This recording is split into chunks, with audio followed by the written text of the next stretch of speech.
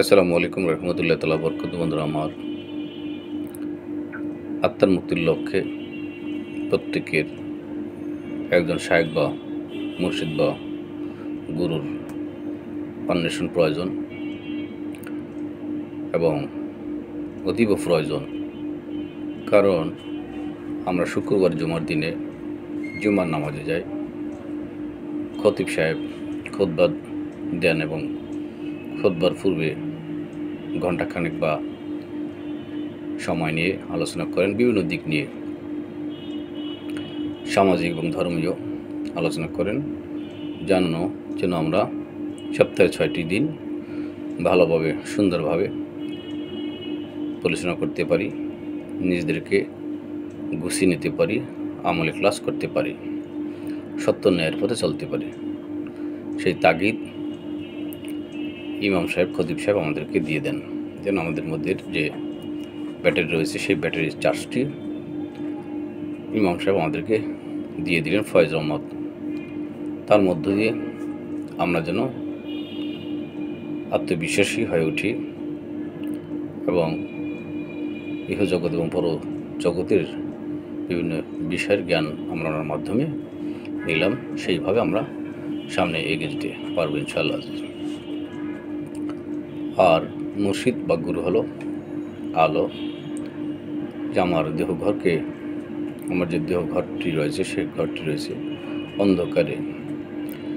আমরা অন্ধকার বলতে আমরা ষড়রিপুর মধ্যে রয়েছি, কাম, ক্রোধ, লোভ, লালসা, হিংসা, বিদ্বেষ, এই সমস্ত রিপুগুলো আমাদেরকে ক্রমান্বয়ে কুড়ি খাচ্ছে।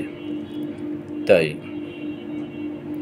আপনাকে আমাকে একজন হক্কানি আলেম বা হক্কানি একজন মুর্শিদের দ্বারস্থ হতে হবে, অন্বেষণ তালাশ করতে হবে। বিসমিল্লাহির রহমানির রহিম। অবদাকু ইলাইহিল উসিলাতান। আল্লাহ বলতেছেন যে আমাকে পাওয়ার জন্য একটি উপলক্ষ বা উসিলা অন্বেষণ তালাশ করো, যার মাধ্যমে আমি আল্লাহর তাকত তোমরা পাবে, আমি আল্লাহর বিধিবিধান পাবে এবং আমাকে পাওয়ার একটা উসিলা তোমরা গ্রহণ করো। তাই নবী রাসূল পয়গম্বর আল্লাহকে পাওয়ার জন্য সাধনা করে গেছেন হেরা গুহার মধ্যে। আমার নবীজি হেরা গুহার মধ্যে 15টি বছর সাধনা করেছেন এবং আমার নবীজির আহলে বায়াত প্রতিনিধিগণও গুহার মধ্যে সাধনা করেছেন এবং অন্যান্য উলিয়াগণও সাধনা করেছেন। বড় আব্দুল কাদের জিলানী, কাজা গরিব নওয়াজ, মঈনুদ্দিন চিশতি, হাসান সানজিরি রহমতুল্লাহ আলাই, তারপর গৌসুল আজম আহমদুল্লাহ শাহ মেজবান্ডারি রহমতুল্লাহ আলাই 15টি বছর ফটিকছড়ির দমদম পাহাড়ের সাধনা করেছেন। গৌসুল আজম শাহ শফিকুল আলম রহমবা ভান্ডারী রহমতুল্লাহ আলাই 12টি বছর সাধনা করেছেন ফটিকছড়ির পাহাড় পরবর্তী টিলায়। সেদিন হযরত মানিক শাহ রহমতুল্লাহ আলাই 21 বছর একটি বেতের চেয়ারে বসে সাধনা করেছেন এবং তারা ভিতরের দিকগুলো সাজিয়েছেন, কিন্তু বাহিরের বাহ্যিক দৃষ্টিতে দেখা যেত তারা পাগল উস্কোস করছিল। তারা শরীয়তের যে পাঞ্জেগানা নামাজ রয়েছে সেই নামাজ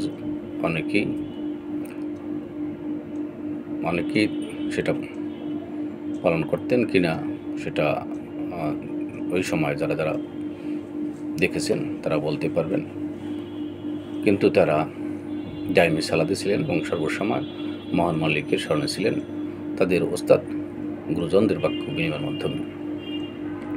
একটি পর্যায়ে তারা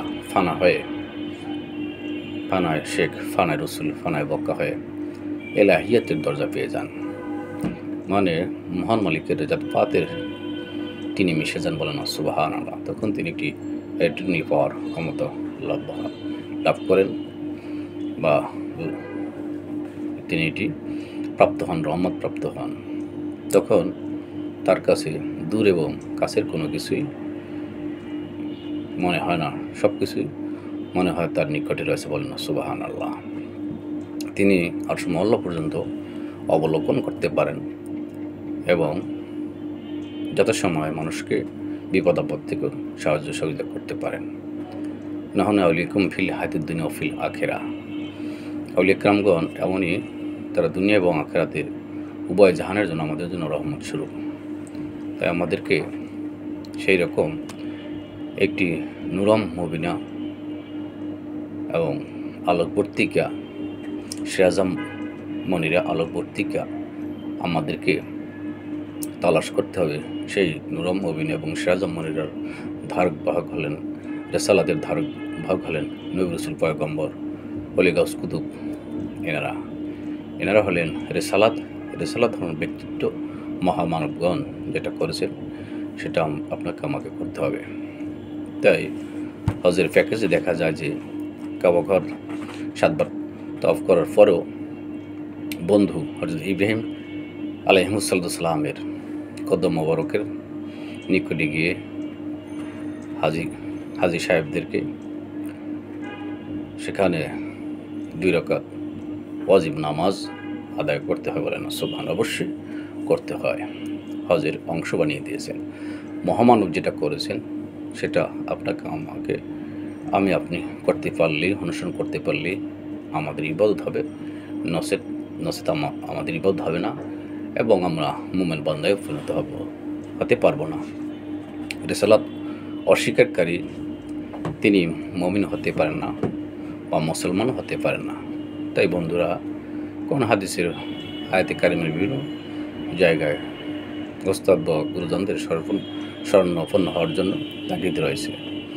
আমরা যেন একটু ভেবে চিনতে এবং গবেষণা করতে পারি। একটু গবেষণা করলে এবং একটু নিবিড়ভাবে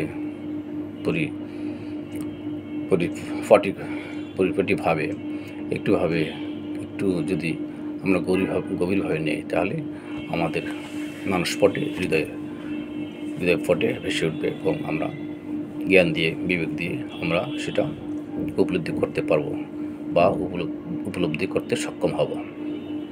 তাই আমাদেরকে আমাদের আত্মার মুক্তির লক্ষ্যে একজন হক্কানি আলেম ওলামা পীর মুর্শিদের দ্বারস্থ হতে হবে। যেমন আহলে বাইতের ইমাম হযরত জাফর সাদিক রাদিয়াল্লাহু তাআলা আনহুর কাছে আমাদের মাযহাবের ইমাম হযরত আবু হানিফা রাহমাতুল্লাহি আলাইহি বায়াত গ্রহণ করেছেন। কোনো এক সময় হযরত আবু হানিফা রাহমাতুল্লাহি আলাইহিকে জিজ্ঞাসা করা হলো যে, হুজুর আপনার বয়স কত? তিনি বলেছিলেন যে আমার বয়স মাত্র 5 বছর। তখন অনেক মানুষ আশ্চর্যান্বিত হয়ে গেলেন, কি বলেন হুজুর, আপনি কি ঠিক আছেন? আপনি কি বলতেছেন? আপনার বয়স তো 40 থেকে 45 হতে পারে বা তারও বেশি হতে পারে। তখন এই হাকিকত দেখুন, এটাকে অপ্রকাশ্য বিষয় বলে যখন মানুষকে ভালোভাবে ক্লিয়ার না করা হয়, যে জানে সে ক্লিয়ার করতে পারেন, বলে দিতে পারেন, ধরে দিতে সক্ষম। তিনি বললেন যে দেখুন আমার 40 বছর বা 50 বছর বা 60 বছর অতিবাহিত হলেও কিন্তু আমি জাহেরাভাবে এই দিনগুলো আমার পীর মুর্শিদের বাক্য ছাড়া, পীর মুর্শিদের আনুগত্য ছাড়াই আমরা বা আমি ইবাদতবন্দি করেছি। জানি না আমার ওই 50 বা 55 বছরের ইবাদতবন্দিগি কবুল হয়েছে কিনা। যখন আমি বায়াত গ্রহণ করেছি তখনই আমি কেবল আমি মুমিনের কাতারে পৌঁছে গেছি এবং আমার ধারণা রয়েছে, আত্মবিশ্বাস রয়েছে, এই 5 বছর ধরেই আমার আমল ইখলাস ইবাদতবন্দি মহান মালিক তার পেয়ার হাবিব রসুল আহলে পীর মুর্শিদ উসিলায় কবুল করে নিতেছেন এবং নিচ্ছেন। এবং আমি আশাবাদী আহলে বাইতের কদমে ধরে দয়াল নবীজির কদম মোবারক উঠব। তাই বন্ধুরা আমার, আপনারা চিন্তাভাবনা করবেন, গবেষণা করবেন এবং ইতিহাস ঘাঁটবেন। দেখবেন সকল ইতিহাসে যত বুজুর্গ রয়েছে, ওলি গাউস কুতুব রয়েছে, তাদের প্রত্যেকের এক একজন শায়েখ রয়েছেন, এক একজন মুর্শিদ রয়েছেন। ওস্তাদ একাধিক হতে পারে কিন্তু মুর্শিদ একজনই। সেই মুর্শিদের মাধ্যমে আপনাকে এগিয়ে যেতে হবে। তাই আবার আরেকটি কন্টেন্ট নিয়ে আপনাদের মাঝে আলোচনা করবেন ইনশাআল্লাহ আজিজ। সকলে ভালো থাকবেন, সুস্থ থাকবেন। সকলের কন্টেন্ট ভিডিওগুলোতে লাইক, কমেন্ট, শেয়ার করবেন। সকলে সুস্থ থাকবেন। আসসালামু আলাইকুম রহমতুল্লাহি তাআলা ওয়া বারাকাতুহু।